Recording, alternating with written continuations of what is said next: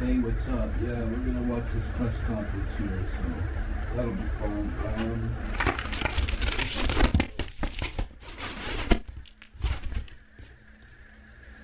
Sorry for all that noise.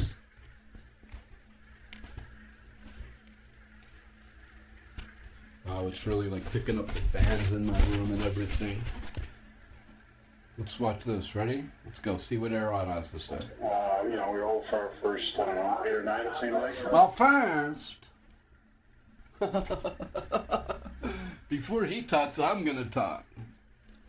I want to say what I want to say even before he speaks. I want my Steelers podcast. This is my Steelers podcast right here on Freedom of Speech, Truthful News. Sunny Hippies bringing it to you. Don't forget to subscribe to the channel and like this video. Thank you very much. This is Sunny Hippies on sports. And feeling groovy. How do you flip this freaking thing, dude? Flipping the camera all around. Is this it? Flip the camera to feel it groovy. Doo-doo-doo. And feeling groovy. So, yeah, the Steelers were not feeling groovy like Sunny Hippies on Sunday night when they got their asses handed to them by the... I actually thought the Steelers were going to kick their ass because the Steelers are typically do very well out west. They went 4-0 out there. I watched Rod Woodson. I was at the game with Neil O'Donnell. Rod Woodson was at 1999 or 2000. When we went out to San Diego and we kicked their butt, and then Rod Woodson, the punter tried to tackle him and he jumped up in the air and kneed the guy in the nose. It must have been like 99? Yeah, I don't know, but it was when was that? Anyway, it was, when was I in California? When was that? My timeline has got all screwed up. I think it was a lot earlier than that, wasn't it? Wasn't it closer to, 94? Anyway, when did they play out west? I gotta look that up or it's gonna drive me nuts.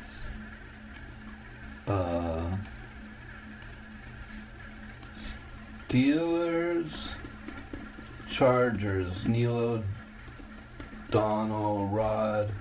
Well, that must have been, it must have been, whoa. That must have been,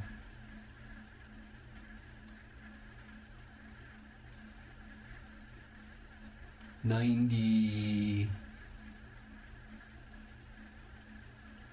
wait.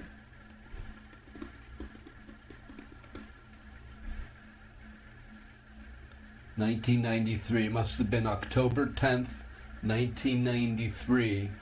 I was at I was there, yeah. The Steelers won 16-3 that game. Neil O'Donnell said it felt like a home game. No, it would have been Pittsburgh at Chargers.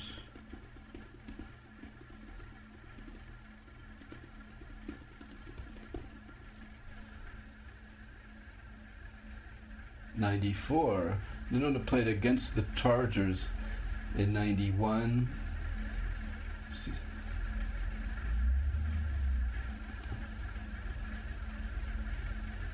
No.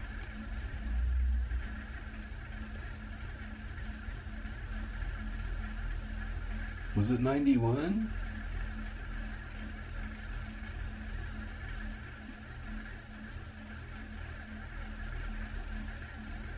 Could it have been 91 when I went to...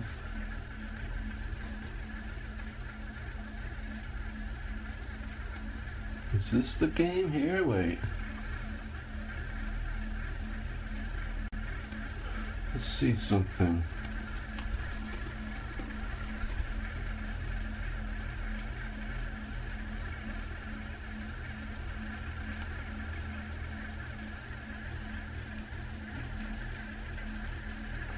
Let's see, I want to look something up. Steelers at Chargers. I should have been more prepared for this. I didn't think it was that far ago.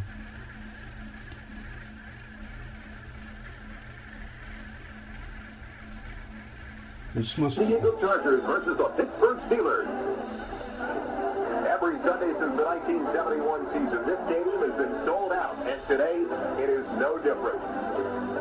Good afternoon, everybody. I'm Joel Myers at Washington River Stadium in Pittsburgh. It's two teams from the AFC that I said at Chargers, get together on this opening Sunday of the season. San Diego Chargers finishing at 6-10 last year, the third straight season with that record, and the Pittsburgh Steelers last year at 9-7, but only 2-4 within their own division, so they failed to make the playoffs. Joining us is the newest member of our NBC NFL announce team, one of the most dominant defensive linemen over the past decade, performing for the Chicago Bears from...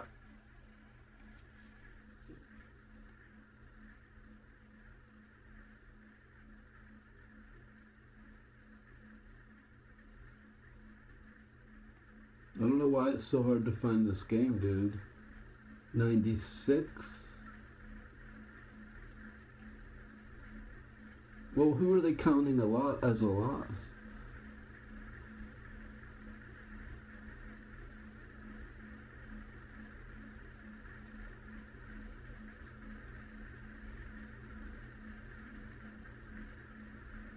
Must have been 92?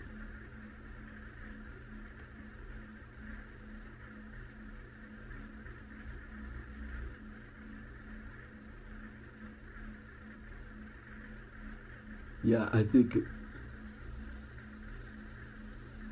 must have been this game here, 92.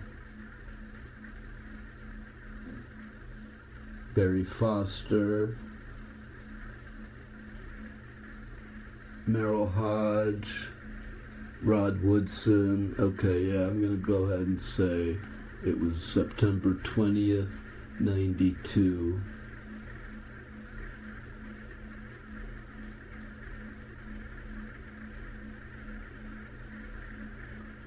Yeah. That's not the game here. This is the one here.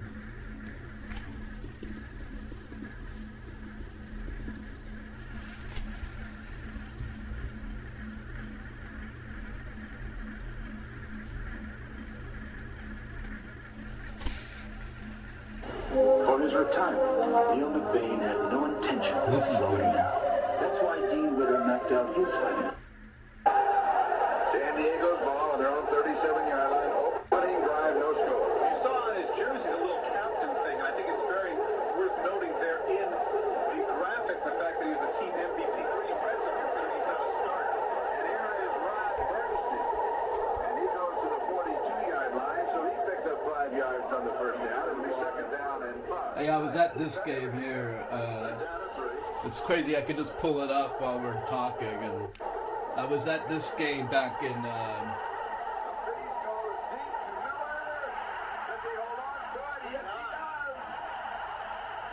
I don't remember that. For 92, but he's back to the kind of form that made him an all-pro. And San Diego back to their running game with Marion Buttons to the back. Put it in Ohio. Bernstein is out as a receiver. They give this to Harmon. Let's watch the old Steelers for a minute. Carnell Lake. Timeout. San Diego, number 2. Out of the hole of John Kidd. Polamalu is the snapper. Low on the snap. He gets it up. Good catch. And it is good. So John Carney with a pair of field John goals. Carney, And now 43 yards.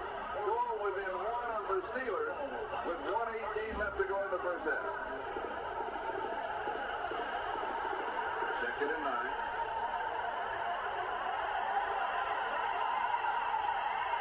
Here is Hodge across the 30 to the 31-yard line.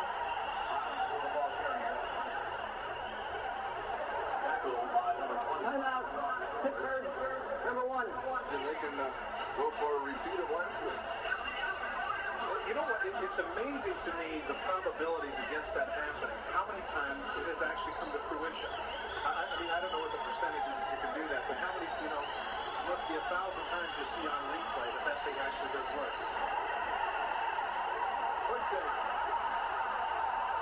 Dwight Stone. This is a great, it was a first down, and they pick up another first down. Once again, great job by Ron Earhart in terms of Ron Earhart. coordinator here. He had Pittsburgh, what he did number three. He set up the three wide receivers in what appeared to be a Hail Mary package.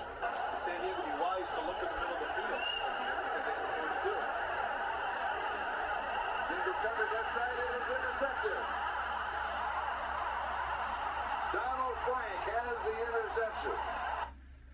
Crazy, I was at this game. O'Donnell is 11 of 15. He throws to Charles, gets the tackle, has the first down. Some moves might have been Michigan by throwing where they were. With the turnover. Jeff Graham with the reception.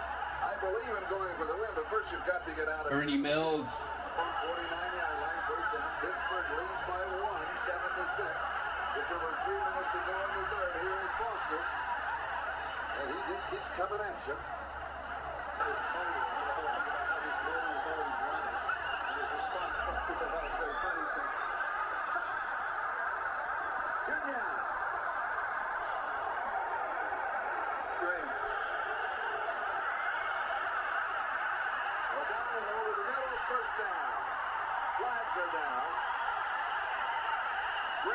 The reception, Blaylock was with him. Did he get a face mask? Yeah, that's the exact same play. They had a crossing route from one side of the field to the other. San Diego, 5 yards, face mask, number 37. As he won their fourth Super Bowl.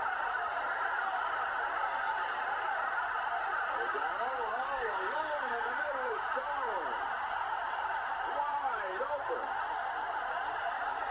Heel here in his zone coverage. Gilbert is a little bit slow to react. Right here, he should have seen that. Stone jumps up. He makes the hit on him, but he I wish I could remember the time the punt. What O'Donnell was going to do. He goes 6. We'll be back after these messages.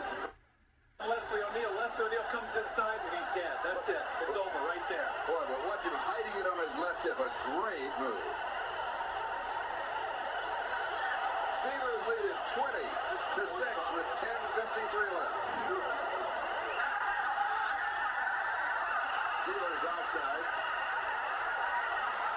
Free throw is deep, and it is incomplete for Sean Jefferson. And now we've got some pushing and shoving back at the 10-yard line. Has there been an inordinate amount of... All right, so if you misplaced your card, slide to the right in the card. that's right.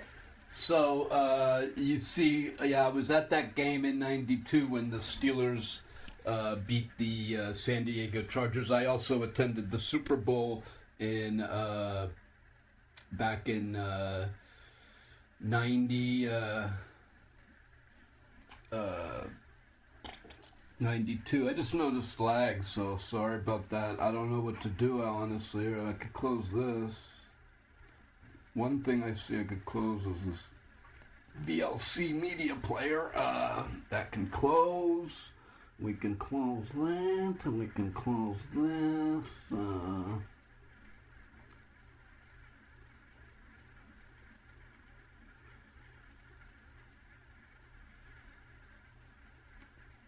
Close this, we can close that. Anyway, I guess just have to deal with it for now, I guess. Is there?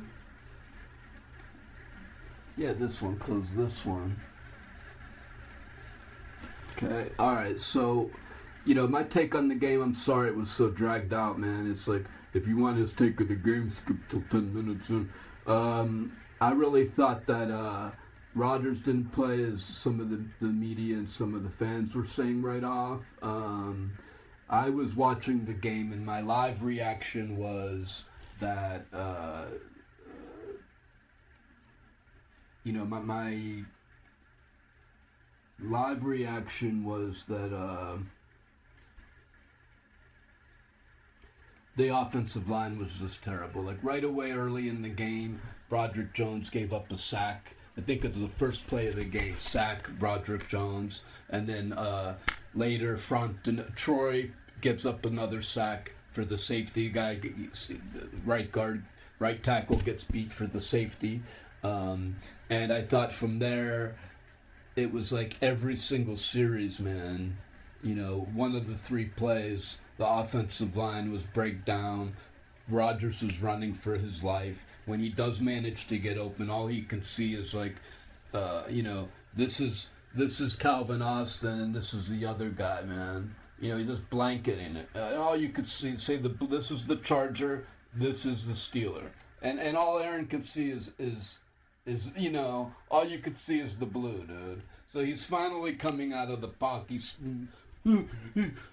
Does magic, gets out of the pocket, and all he could see is Chargers. So then he starts forcing the ball because he's like, when they make, and then he is making some bad throws. But then you're expecting him to be 100%.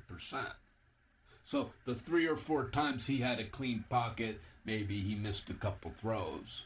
So I'm really looking at it like, okay, you expect him to be 100% because 75% of the time he's fucking scrambling around running for his life. The guy's getting in on that play. The wide open Metcalf had him beat by 4 or 5 yards. If he puts a little more air under it, it's a touchdown. Well, there's a guy right in his face. The guy came around. He had to fucking So it's a rush pass. He had to rush the pass a little bit on that one. On the pass to Gainwell, the Texas route, Chris Carter, and he did point it out later, but if he kept saying Gainwell's open, on the route, fucking the left guard's getting fucking blown up. The guy's directly in Rodgers' face. He has to step to the side and fucking shimmy and then move, and then, So I was never really blaming Rodgers at any point because I was like, dude, the offensive line completely fucking blows, and you have to take into consideration Isaac Seumalo's out of the game, the left guard, and he's the only veteran. He's a 7-year player. Everyone else is 2nd or 3rd-year player. So you take out the 7-year player, and the average age of the offensive line drops to 2. And so then you're looking at an offensive line from 2022 when they're all rookies. Okay, so without that one veteran anchoring them down, because he's centering Frazier, he's anchoring Jones, and they're both comfortable next to him. Next to Pete, they're both uncomfortable. And then it just trickles down. McCormick was getting pancake blocked. So I really did not blame Aaron. I thought guys were not getting open. Okay, on the few times guys were open, he missed them. But I'm not expecting any quarterback to be 100%. You know what I mean? And people say, oh, put in Will Howard now. Will Howard hasn't even been on the roster. He's been on injured reserve. I think he just came off of injured reserve, I saw. But so he hasn't even been available. He hasn't been on the team. And throwing a rookie in with that offensive line, look what happened. And he already got his finger broken playing with this offensive line. I heard Alex Highsmith is blowing up Broderick Jones, too. I'm not giving Rodgers a free pass. It did look like maybe he sniffed some cocaine or something out west, took a few days to recover, and didn't play his best. But, you're also, like I said, expecting him to be 100%. I did hear that if you hit Rodgers early and often, and he was 10 pressures in the first quarter, then it throws him off the rest of the game. So you really have to pressure. It's very critical to protect him in the first quarter. But he's not able to get to his second, third, or fourth read. It's like hike, sack, hike, sack. It reminded me of the Death Metal Steelers intramural football team. I used to play at Pitt. We had an intramural football team. I was a computer science nerd, so we had all computer science guys on the offensive line. They were like 180-pound dudes. It was like hike, sack, hike, sack. So, I did try to figure out to counter it. I would do screens. The other guy said, hey, let me quarterback for a minute. And he saw what I was going through. It was like hike, sack, hike. He said, dude, you're doing a better job than I thought.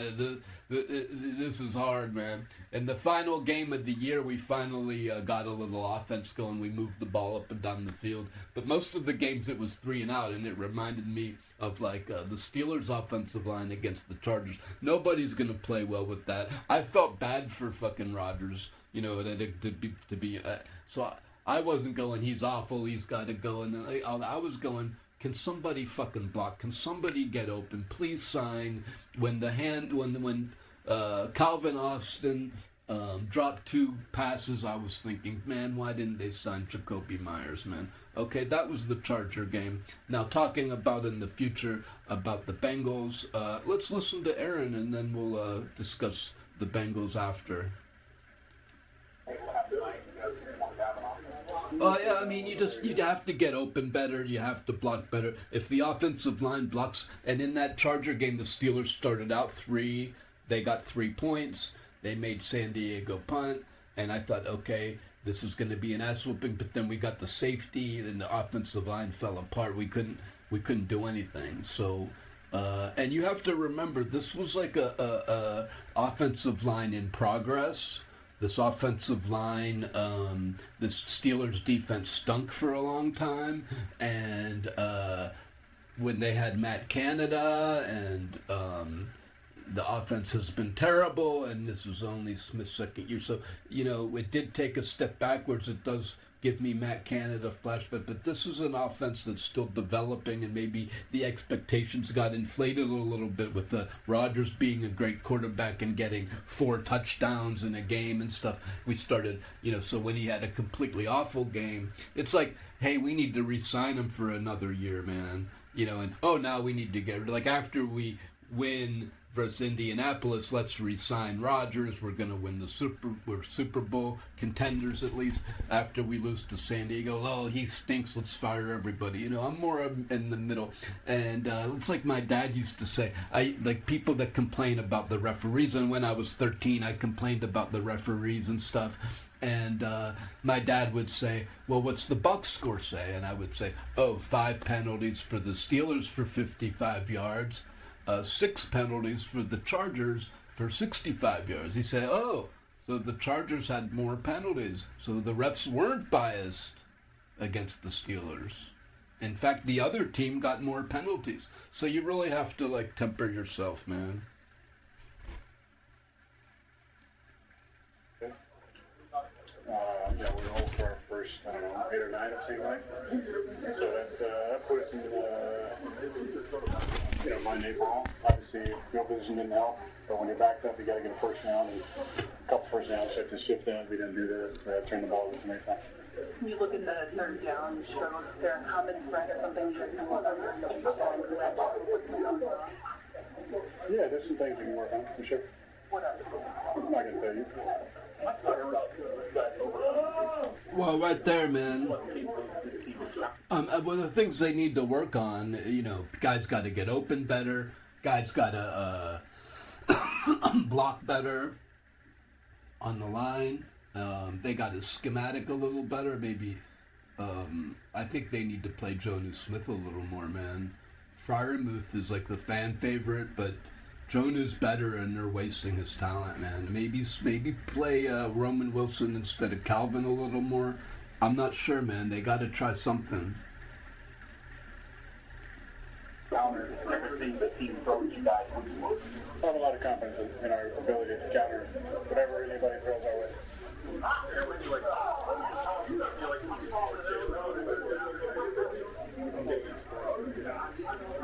I'd love to see Jalen on the first, second, or third down, but I love seeing Kenny on first, second, third down too.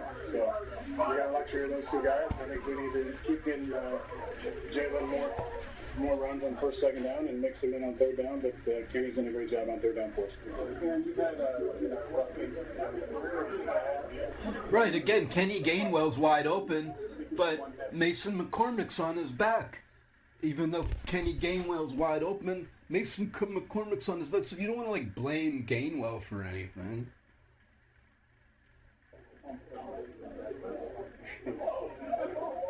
It's just consistency. If the process is right, you don't have to make any major changes and freak out. It's the nature of the league. There's going to be a stinker every now and then. You just got to bounce back, get back to the things you do, get back into your routine, and try and be better the next week. What do you think it was? What are you talking about? Well, they got a good defense. They clamp us down, and a couple of throws I usually hit, I miss. That's kind of the main reason. He's not going to throw the offensive line under the bus. You go, then you go. John, let's get the ball to John a little bit. league, there's going to be... He's not going to throw the offensive line under the bus like I am. Get back to the things you do, get back in your routine, and try and be better the next week. What do you think it was? What are you talking about? Well, they've got a good defense. You know, they clamp us down, and a couple of throws I usually hit, I miss. I think that's kind of the main reason.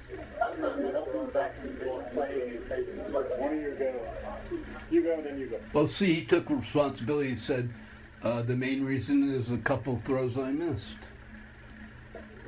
John, let's get the ball to John a little bit more. I like to get the ball to anybody that's open.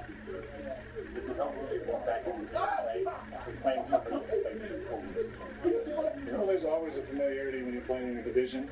Does Joe knew anybody? I didn't. He said, I like to get the ball to anybody who's open, but I would have... Why didn't he say anything praising of Jonas Smith? You're trying to run your best stuff, and they're trying to run their best stuff. At this point, you guys practice for a week where you can get started learning the offense and sitting on That's a good question for Arthur. You know, I think that he's a smart guy. He's spent a lot of time studying, but, you know, we got to get him more reps with the first team to see where he's at. When it comes to attacking downfield, obviously they're doing some things to try to take some of that away, but when you have opportunities, how do you evaluate the execution of those situations? What do you mean? I mean, when you have opportunities to go the ball downfield, how do you think that process goes? Well, you got to look at every single one individually, and what the route was. It's a weird question. What the coverage was, what the protection was. So, you know, unless you get specific, I can't tell you exactly, give you an answer exactly what you're probably looking for. You give us a certain effort, a lot of people throwing it, double up on the mechanic. There are plays where safety from the top of the field is coming down fast and hard. How you got to counter? Yeah, the guy's got to get open and make plays. Because, you know, DK is a super talented guy, but we haven't been able to get him the targets that we want to because he's getting doubled every third down, basically. Kind of going off what Coleman said about he's open to the possibility of FBS potentially playing here soon. You after that having I mean, I love MBS. We got a lot of history together. If he's ready and he's shown in practice that he's got a grasp for the offense, and I'm sure they'll put him out there. But I got a lot of confidence in the way Roman has developed and Calvin. Scotty's coming back from an injury, so we'll see what his availability is like. But yeah, if MBS is out there, I feel comfortable because I play with him a lot of snaps. What's funny is so wrong. You give them a lot of confidence and the defense of Yeah, he runs and he catches. He runs fast and he catches the ball. But he's an unselfish guy and he's super smart. You know, he knows the scheme and understands where he fits in all the progressions. My comments in the past have had particularly proficient in certain actions. You guys have great success in Cincinnati last time out. Is that one how you go up there, got part of the reason why, or is there something else that Glenn's had success in his I feel like he had more reps that game and more opportunities to be in the progression early in the progression. So I think that was a big part of it. But I mean, Pat's a really smart player, and we got to keep finding ways to get him on the field. You know, Darnell's been a big part of our success. You know, but we got to give Pat some more opportunities too, and maybe both of them out there at the same time. What about Joe News? I don't think Joe News does. Oh, I don't know about that. I mean, I think it's a good play, but I think the adjustment he made in Green Bay was a better play than that one. He just kind of ran around, caught it, and ran fast. But, you know, to me, the better play was in Green Bay when he had a go route and just kind of broke his route off and pointed to the middle of the field and made a contested catch. Chris Collins was on the broadcast that Mike and Arthur wanted to move Darnell to tackle and Johnson wanted to leave the tight end. Is that how that went down? Is that your recollection? That's not my recollection at all. No. No, I think it's bullshit. I don't remember Collinsworth saying that either. I don't remember Collinsworth saying that.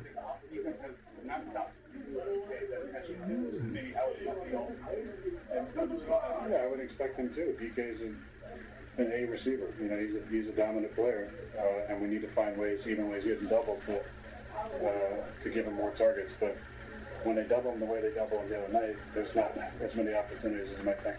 Is that one down to draw more different ways to isolate it and draw more of the team servicing, or do you think it is more about you guys need to be able to execute better the route running and getting close? I think it's all that. What was the conversation conversation, how do you help Rodgers show more about as many opportunities as you might think. Does that come down to being brought more different ways to isolate him, draw more of the things for everything, or do you think it is more about you guys need to be able to execute better in the route running, getting promotion? I think it's all that. All that. What was the conversation? How do you help Rodgers show early on to get early pressures and what was the kind of really third down opportunity? What do you say the guy that all the protection? What they you guys can do to improve on that? Well, I don't care, who's playing left tackle or right tackle. It's always nice to give those guys some chip help from time to time. So, maybe we help those guys out on the road, at home with our cadence. You expect the defense to not be able to get the same kind of jump off the ball. But, I'm proud of the way Broderick has played the last 7-8 games. He's played really solid. I like Chris Carter's question there. He said, well, what can we do to get Broderick Jones? And he said, well, how do we get the receivers open more? We got to isolate DK, and the other guys got to run better. Oh, it's a great organization, great team, great guys. The new who they just signed. New cornerback they just signed. And with the scheme, defense, having Ramsey, those also things on the field. Yeah, definitely the players on the team. It's a lot of great players, a lot of talented players on the team. I don't want to be around talented guys, and just raise the bar, He's a little nervous. I feel like you're ready to play now. Yes, sir. What do you think that they give you any indication of how long they want to look at you before they put you in? It's just day by day. I'm trying to maximize every day, do whatever the coach is telling me, and, just get better every day. How do you stay in football shape, or can you stay in football shape while, obviously the recovery process the last couple months? What have you kind of done to be ready for this opportunity? Just been running a little bit more on the track. I was on the track a lot, just getting away and making sure I'm doing long distance running, running up the hills and stuff like that. So just making sure I'm in shape and lifting a little bit heavier than I usually do. So things in that nature. What's the decision over the last couple months trying to find Are you ready to play, man? Can you take an NFL hit? But it's God's plan, and everything happens for a reason. I'm glad I ended up here. I'm glad everything worked out to be here. He had his dad was the All-Pro who played for years. And this kid came out and he had 2 interceptions his first year and then got hurt, or his first 2 years and got hurt. But then he had surgery. He flew to Pittsburgh for surgery. He said it's the best surgery that he could find. So it says like a little special that he ended up in the city. Because he's not from Pittsburgh, but he went to Pittsburgh for the surgery because the hospitals are good, and then he ended up signed by Pittsburgh. So that's an interesting little twist. Played a game over a year. What did it mean for you to be back on the practice field today? Oh, it meant the world to me, just being out there, putting on the helmet, putting on cleats, going out there, competing with other guys, that's trying to accomplish the same goals as me, and just trying to win. At the end of the day, that's all it's about. Winning, and I know that's all it's about over here, winning. It's a winning culture, and I wanted to be a part of that. What do you think? How much do you My condition hurt my tackle. So I was playing with it for my whole NFL career, so there's nothing new. I just had to get it fixed, and just had to get it fixed. I wouldn't say that, there's no excuse when you're on the field. A lot of people going through a lot of things, so I wouldn't say that. Is there any chance you're healthier now than you've ever been? Oh yeah, for sure. I feel great. I feel great. It's the healthiest I've ever been, because I've been dealing with it and I got it fixed, and now I feel good. Two more, guys. Two more. The idea of having the neck surgery, intimidating, scary at all? Of course, I never had surgery before, so that was my first surgery. And, once I made my mind I was going to do it, I'm not the first person to have this surgery. There's a lot of people that came back and played with the surgery I have, and that's what gave me confidence. If somebody else can do it, I can do it. Wow. Pretty cool, man, actually. I just wanted to take my time and weigh all the options and just make sure I take my time. I didn't want to rush anything and, just let my body heal its own and then get the surgery and let it heal again. So took precaution with that. All right. The teammates, the team, the coaching staff, the organization, the culture. It's a great culture. What do you have? I don't know. My dad's from Cincinnati, so maybe that's the reason, but I don't know. I guess just an AFC North opponent, and, whatever they do tonight. I think it's just popcorn in the past, like something here, something there going wrong. Like, do you feel like that's the case right now with this team? It's still why you're 5-4. Maybe you feel like could be a game or two better? I guess. Obviously, I just think we need to, play better team football, and we'll be all right moving forward. We got the right guys in the locker room to, get this thing going in the right direction. Again, still in the league division, and we know what this game means. Sunday is very important, so we're working this week to get it fixed. And, no one's looking in the past. We just got to continue to look forward and work. You guys have the first skill guys on offense, speed through big guys. What do you guys have to do to unlock the balance of that you guys have struck at times this year to get things going offense on the 50? What you just said, we just got to be consistent. We just got to understand, what the defense is doing. Chris Carter's probably my favorite one. He's a really smart guy, man. I don't always agree with him completely, but yeah, even when I disagree with him, though, it's minor, like the tweak, man. I think he's probably my favorite reporter in Pittsburgh right now. Chris Carter, yeah, I think he's the best one. Dulac, yeah, Dulac's good too. Ray P's not bad for Post-Gazette. He's not bad either. He was right about the Warren. I think they need to, despite what they said about Gainwell, I think they do need to. But I think on the other hand, they are trying to run. Sometimes the run pass is not, the run pass is too predictable, man. So, but at the same time, I do agree with more Warren. Just knowing what to do, just watching football so long, just being on special teams, watching the defense make plays, not make plays, just seeing what to do. I think there's something also different just with Stick your hand in the pile. We know what he can do, just help us out. You know how I do. Coach Tallman referred you as a COVID undrafted guy yesterday. How difficult was it not getting to meet him until August? It was major difficult because we didn't have preseason, we didn't have nothing.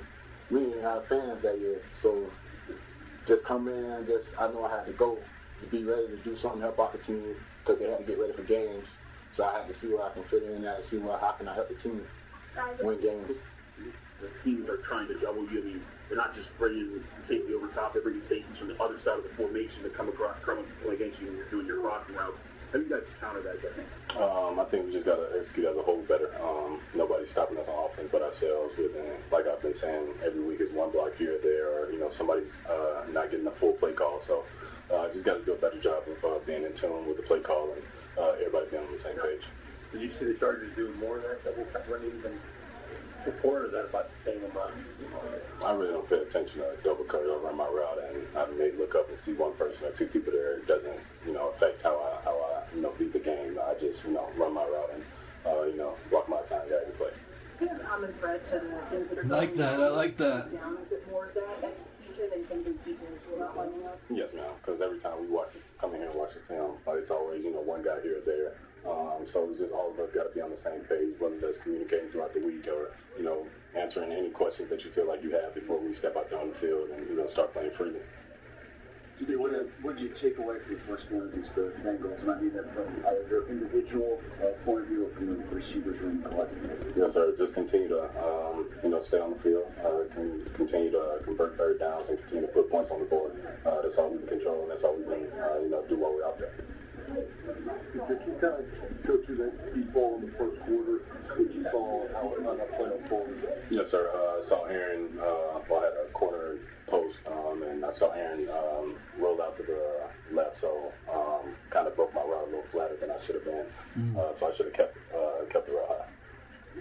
You guys remember, it hasn't been great last month. The difference remind yourself in the first place, or is this flatter than I should have been? Yes, sir. Saw Aaron. That was me. If you kind of go through that deep ball in the first quarter, which you saw how that play unfolded. Yes, sir. Saw Aaron. I had a corner post, and I saw Aaron roll out to the left, so kind of broke my route a little flatter than I should have been. So I should have kept the route high. Oh, whoa, this is some big information here. So, on that route, the incomplete pass that we're blaming Rodgers for, he cut his route. He said, yeah, I cut my route short. So Aaron threw the ball up here and he cut here. It's not even Aaron's fault. Now this goes back to what I was saying in the first place. This is additional information here. And I applaud Metcalf. I'm not, Metcalf fucked up. No, I love Metcalf. He's great. And I love Aaron for that matter. These are professionals. They have to figure it out. But he's trying to do the right thing, seeing Aaron scramble. And so the ball comes in the air and it's just like a split-second timing. So this is new information. He broke off his route, which is more information that Rodgers didn't play as bad as some of you said. In the first quarter, which you saw how that play unfolded. Yes, sir. I saw Aaron. I had a corner post, and I saw Aaron roll out to the left, so kind of broke my route a little flatter than I should have been. So I should have kept the route high. I mean, he hasn't been great last month. You have to remind yourself in the first place, or is it sort of what we, on the whole, we saw a pretty good season? Bad question. We'll have to remind yourself here. I think with the standards that we set for ourselves, that it feels a lot worse when we lose, than expected. So just staying in here, not listening to any outside noise, continue to have each other's back, and like I said, man, when we go out there and execute, nobody can stop us, on offense, defense, special teams. So just keep hammering that home that, this is all we got, this is all we need, and just execute the plays that's called. You talked a lot about not riding the roller coaster after these losses. I mean, there's a lot to it. He said that sometimes the guys aren't executing the play. They're not getting the call. Warren is fucked up. He ran a flea flicker when he, remember he ran that flea flicker when he wasn't supposed to run a flea flicker, and Aaron just had to throw it into the ground. And there was another play. Warren didn't get the call during this game. There was another play, and maybe some of the other receivers, they're not running the right, and because even Aaron, remember, he said, "What are you doing?" to one of the players, man, because like he just didn't. I don't know if it was Jonu or Washington. They didn't hear the route, so they just did whatever they wanted, and all these little things add up to fucking. Like he said we got to hear the play. We got to stay on the play and not deviate, all of it, dude. It's a lot of moving I pieces. think a lot of the vets have that mentality. I think a lot of the young guys think like it's the end of the world after you lose, which is very, very acceptable because you want those type of competitors in the locker room, but also it's a long season. We got 17 games now, but I think we just hit the halfway point, so just continuing to get on the right track from this point forward.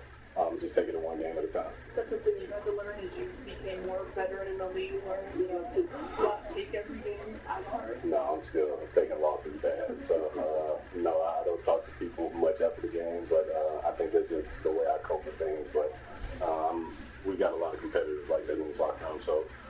He said, "No, I'm still pissed." Are you less pissed? No, I'm still pissed. The losses, the wins, and the ties are always going to be special because you can always learn from it. Have you been like that since playing TV football? Yeah, I hate losing. Period. I hate losing. How do you pick up a teammate when you lead you see Oh, you're supposed to be. I like Metcalf. Because we're down right now. You try to say, hey, let's get back in. I think one of the biggest things is not pressing too hard because once you start losing, you try to start doing stuff that's out of the norm or out of your control, and that's when stuff starts to spiral. So just staying in the framework of who you are as a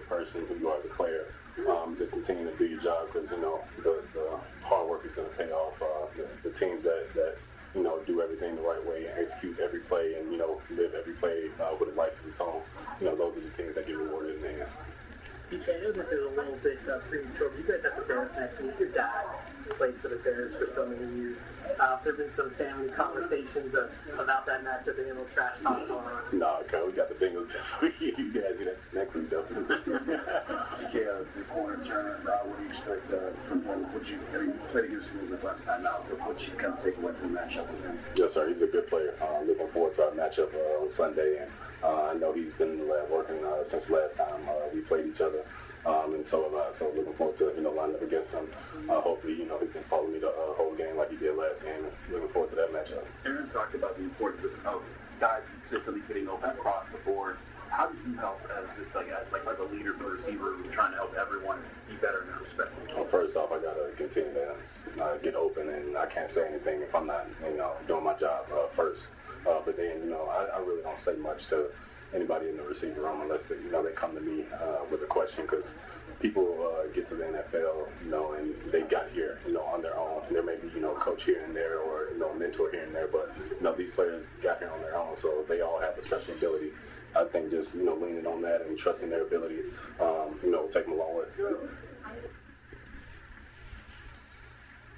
If you thought the Jeffrey Epstein leaks... We are going to get to that, but we'll do Steelers here for a minute, man. I'm going to stay on the Steelers here for a second. I was trying to close that.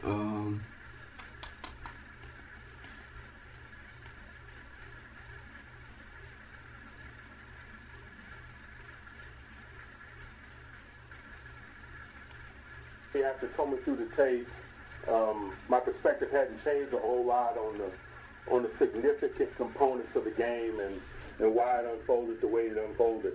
We certainly were not good enough in possession down play on offense, and that affected us in a lot of ways. First and foremost, the scoreboard. You got to possess the ball in an effort to score, and certainly if you're not doing a good enough job on possession downs, you need to have some big play splash, and we didn't really have either. Sometimes you hit a 50-yard ball or what have you, it flips the field and change the trajectory of that. And so a combination of possession down failures coupled with a lack of big-time field-flipping plays produced the outcome that it did. At the same time, it alters your time of possession. I thought we had the bones of a really good run game by plan and performance, but I think Jalen only had 14 carries. That happens when you don't win enough possession downs and maintain possession of the ball. Flip side, on the other side, the defense ends up on the field, the time of possession a lot. I thought we had the bones of a good run-stopping defense for the game, but as the game wore on, I thought we wore down defensively because of the imbalance in terms of the time of possession. And so it just speaks to the significance of playing good ball on third down offensively. We certainly know that. But we certainly suffered the consequences of not doing so on Sunday night in L.A. For us, it really wasn't anything earth-shattering, to be quite honest with you, or things that we haven't seen. They didn't pressure us a lot. Most people don't pressure Aaron a lot. They did things schematically to make us distribute the ball elsewhere other than DK, where we see that week in and week out. I just think, from a planning perspective and a playing perspective, all of us involved, coaches and players, we didn't do a good enough job positioning the others to be impactful, and the others didn't make enough plays. And that's just the reality of it. So with that understanding, man, we go back to work. I think on the other side, I'm feeling some stability there, that we've gotten really solid with Jalen Ramsey and Kyle Duggar at safety. I think there's been a reduction in some of the big plays. I think we're making people earn it more. I think that's helping us in a lot of ways. I thought our possession down play was improved in that space. And so I'm excited about that stability that we've got at the safety position between those two. We hadn't had a lot of it, and so it's reasonable to expect the trajectory of some of those things to improve. Certainly we didn't win the turnover battle. That's the X factor. When some other things aren't going well, you can always lean on that, and that's why culturally we value the protection and preservation of the ball, be it running, throwing, or catching, and the ball searching on defense. What a good day for us in that regard. We turned the ball over a couple times on offense, man, drop passes and overthrows, and under a punt in the kicking game as well. And so, there's a lot to be learned from that performance. Usually when you're learning, that means you're not successful, but it's an opportunity to learn nonetheless. We're excited about getting back in AFC North play, man, and getting hyper-focused on the opportunity that is this week in Acrisure versus the Cincinnati Bengals. Before I get into that, man, I just want to give you a quick injury update. Cole Holcomb is still working his way back to us, man. He'll be a limited participant to start the week. Well, he's been and we'll see where that participation goes in terms of the amount and the quality of it. Slay is in the concussion protocol, Oh, no. so we'll let the protocol determine his availability. Peppers was running in Madeline. capacity the latter part of last week. I imagine he'll be a limited participant tomorrow, and we'll kind of go from there. Polamalu is expected to participate in some capacity and then kind of build and go on from there. But we're optimistic about his return. Scotty Miller has been cleared to practice with his broken finger. And we have some other bumps and bruises associated with play that may limit some people, and there may be some veteran players, etc., that we manage at the early portions of the week this time of year. But none of those we expect to be significant in terms of player availability. And so I'll give you guys an update. Now on to the Bengals. I'll start first with the defense. They traded Logan Wilson, and so they got a young linebacker tandem. And that's been, that's kind of the mentality that I've had. What's new with the Bengals? We played them just a short number of weeks ago. They just played in only 2 games since then. And so, moving on from Logan Wilson, man, and the young linebacker tandem has my attention. Studied both guys a lot in the draft. Both guys were wise beyond their years and displayed that in their play. It's not shocking that they're getting an opportunity to play because of that personal maturity that I observed from those two in the draft process. They're certainly doing a nice job of communicating and being a hub of communication for the defense. They've had some instability on the edge with Trey missing some time, with Shamar missing some time, and so we're certainly respectful of what they're capable of on the edge, particularly if Trey is available. We just don't understand what that might be. I know from a planning perspective this time of week, as you start to put together plans, we better be inclusive. We better assume that he's playing. We better have enough schematic answers because he's the type of guy that can really dictate what transpires in stadiums. As I mentioned the last time we were getting ready to prepare for them, this guy had 35 sacks in the last 2 years in 23 and 24, 17 and a half in both. That's the most in football, excluding no one. And so he's the type of guy that can obviously change the climate. The last time we played these guys in Acrisure, I think he had 3 sacks. And so we better proceed with that understanding. In the secondary, the linemen gaining some traction, man, with a collection of guys that's been working together now for a couple of years. DJ Turner's playing really well. I think he leads the NFL in passes defense. He had a big game against us. Last time we played him, he largely traveled with DK for one-on-one matchup purposes. Dax Hill is versatile. He plays inside and out. Last week or the last time they played versus Chicago, he was a major component of the pressure game. They blitzed him a lot from that nickelback position. They got a safety tandem now that's played together for a couple of years as we get to the hump of the season, get on the other side of it. With Geno Stone and Battle, man, they've been back here together for 20-plus games now. Bengals are playing really good. You see that cohesion that comes with working together, how they divide the labor up and how they work together. Geno Stone is usually the guy in the middle of the field and plays free safety. He's got 10 interceptions in 23 and 24. He's got good angles to the ball, ball judgment, vision of the quarterback, things of that nature. And so they do a real good job there managing, our talent versus theirs. Al Golden, I think we got a better sense of how he's trying to do it, having been in the stadium with him. He's new to them as a coordinator, but we got a pretty decent sample size now as we lean in on this game in terms of some of the things that he tries to do within their schematics and how he deploys people. On the other side of the ball, I'll go to the offense. It's 4 games now with Flacco at quarterback, and so it's less mystical about, how are they going to utilize it. Speaking of Flacco, the rest of that, they say that Jamar Chase, Higgins are tough to stop, Flacco, and they ask questions and talk about the Charger game again. So let's hear what Flacco has to say. It was good. It was definitely good to have a whole week and, you know, get some rest and, you know, feel like it was, you know, feel like I was making progress with it, which I did. So. These next couple of weeks will be like, obviously Joe's got a target date of what it's going to be like, so that means there's probably a finite date of when you'll be the starter. How do you kind of process that, knowing, because it's probably pretty rare for a quarterback to know that there's a time, like a, you know, generally a specific time where you won't be the starter anymore? I don't know. I think backups probably do it a good amount where they know, like, hey, this guy's coming back. He's got a 3-week injury or whatever it is.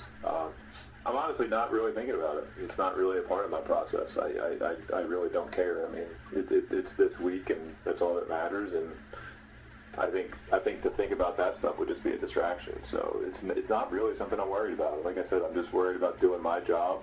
And this week, that's going out and playing against Pittsburgh. So There's no one alive that's played Thomas Warren. Is there any one thing about what he's done? Is there anything that you have to be aware of, or you know that's coming, or, you know, is there any kind of calling cards? Well, yeah, I mean, listen, this game always comes down to physicality and being able to put your guys in positions to play physical and play fast. And even though we only played him a couple weeks ago, you can't fall for, you know, listen, this is my 18th year. I mean, what is this year for him, 20, 21, something like that, yeah. He's been in this league and on that team for a really long time because he knows how to put those guys in positions to make plays. So even though we only played him a couple weeks ago, you know that they're going to have a plan and be able to come out and execute it at a high level. So I think anytime you have a head coach that's been around as long as he has, it's the ability to get the most out of your guys, and they've consistently done that through playing fast, putting pressure on the quarterback, stopping the run, being physical, and I think he's found ways to do that no matter what. He's been in the league 18 years. Obviously been with a lot of different offenses. What makes this one? High praise, man, for him. He respects Tomlin a lot. It's a pretty easy answer, I guess. Yeah, I mean, I think just look at the two guys that are on the outside. I think anytime you have guys like that,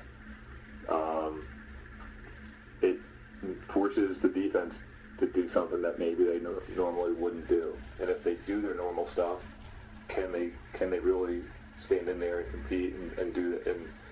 And you know, even in the run game, you can feel Lamar and T's presence because of how much you can spread teams out because they have to worry about them and spend so much time focusing on them that you get a little bit extra room in there. With Higgins and Jamar Chase, it's like having two Metcalfs. Like unique about this offense. There's probably other things too. But it is tough to stop. When Steelers, like, it's like if Metcalf's covered, the other guy pray. You know. For you going back here a few weeks, but do you feel defenses getting out of what they normally are comfortable doing against this offense? Well, I don't think like on a week in and week out basis. Yes, you can. I can probably look it up, but if you had to guess, which Steelers defense wins the most sacks on you in your career? Oh, Pittsburgh question. I know James Harrison. I have no idea. I mean, I'm just thinking like James Harrison, Brett Keys, Lamar, you know, Woodley, Polamalu maybe. I wouldn't guess TJ. Because what was his rookie year? 17. Yeah, I mean, I've played in 18, and I haven't really played them since then. So, but it's possible. That 08 title game in Pittsburgh, so Louis said it was the most physical he's ever been involved with. What do you remember about that game? I remember throwing a game-sealing pick to Troy Polamalu and then having to try to tackle him on the way back, and no, I was on the ground looking at him for a touchdown. But man, I mean, that was my 19th game, my rookie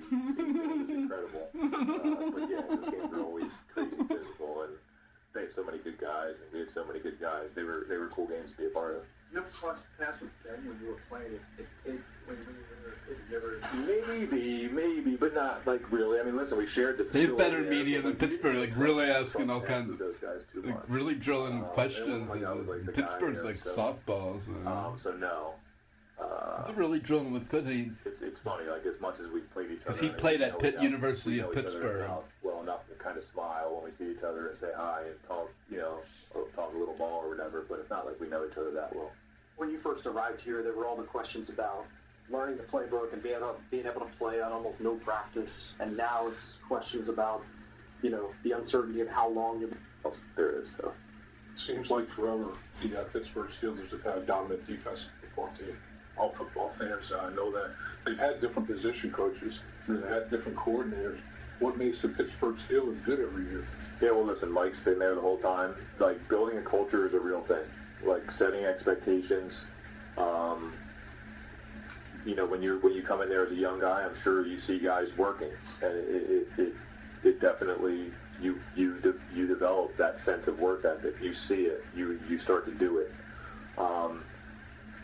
It's one of those hard things to like really define and decide how you're going to create it. But a culture is a real thing, and for one guy to be there for 20 years and have carried over a culture from Bill Cowher, who was already there, and who I don't even know before that, but Chuck was there, and they've had when Cowher retired, I think when he was like 13 or 14 years tenured at Pittsburgh or whatever, he was the longest tenured coach at the time. So they haven't had very many coaches. They've been able to just establish a culture of what it means to be a Pittsburgh Steeler, and they've found the guys they've found good enough players to kind of carry that through the last 50 years.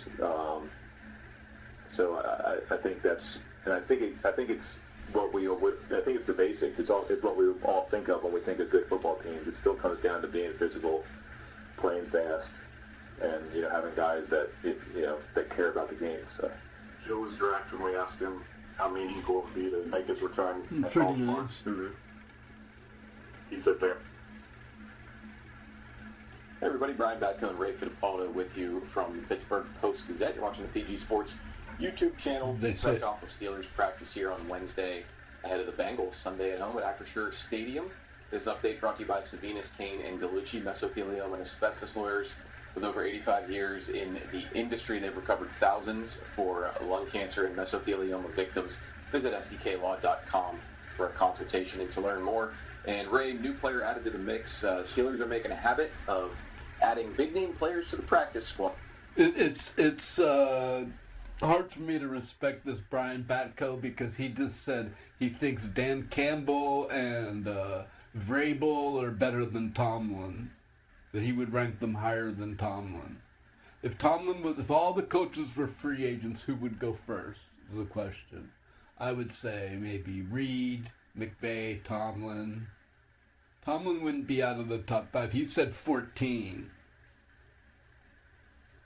Because the fans in Pittsburgh, hate Tomlin, and it's trendy to hate on Tomlin, so they, I think they play to that a little too much, man. The truth is, Tomlin, they're afraid to put him in the top 9.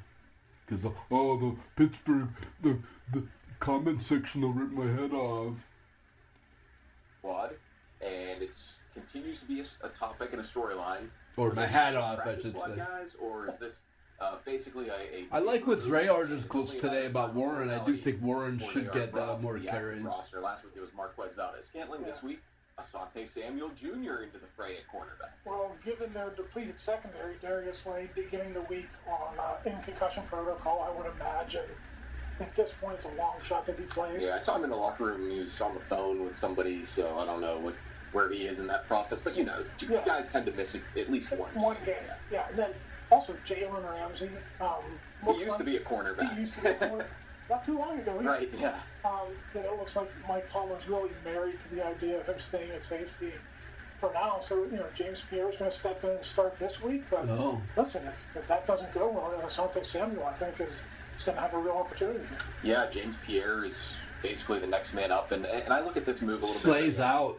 I think Slay is out. It's going to be Porter and they really like Porter the and Pierre. Roster. If you remember, going into week 1, everybody on the practice squad was with them in Latrobe.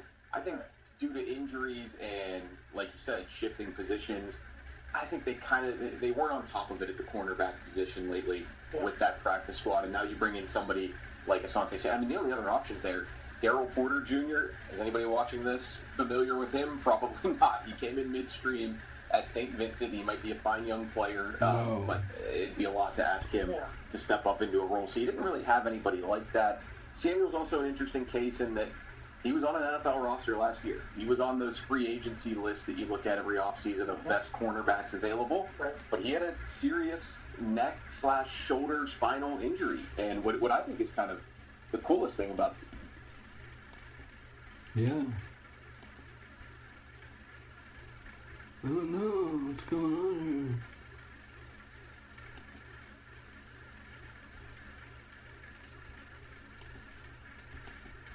Dr. Flacco would certainly know what's going on there. So, yeah, it's an interesting opportunity for the Steelers in the sense that they didn't have to overpay for him in free agency. Right. Now it's like, okay, if this works out, great. If it doesn't work out, they're not really on the hook for too much money, going forward. He's on the practice squad now. If he gets onto the 53, he'll be making, the NFL base minimum salary. So really a low-risk move for the Steelers. No-risk move, essentially. Yeah, I mean, it's a situation where they are in desperate need of help somewhere.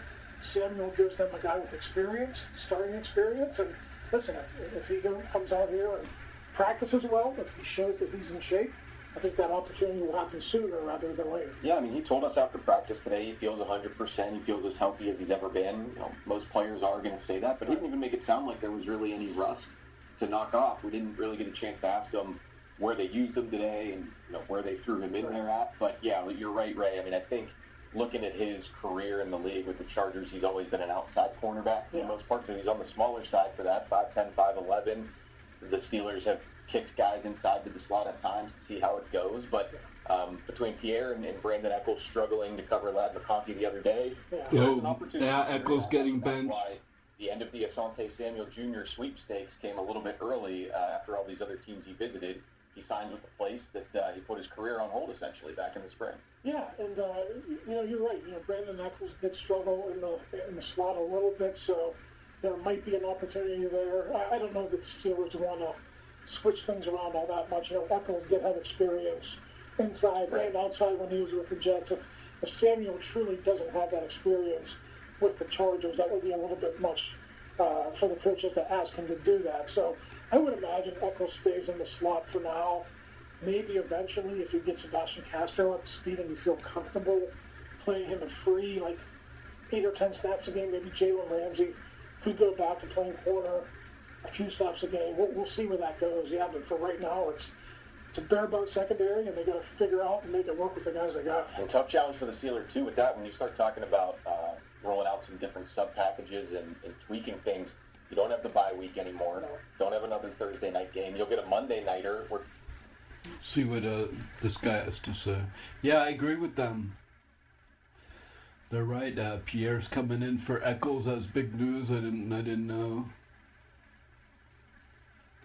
The back play wasn't good enough, and Steelers have made some changes in advance of NFL Week 11 before they take. We already know he's talking about Samuel. Arthur most experience. My name is Mark Bergen. The Steelers signing Asante Samuel Jr. to the practice squad, and the Steelers released safety Juan Thornhill. So Samuel comes in after having spinal fusion surgery earlier. Yeah, there's absolutely nothing wrong with Aaron Rodgers. Broderick Jones had a terrible game. Look at the very first play. Broderick Jones give up a sec. They had their third string left guard in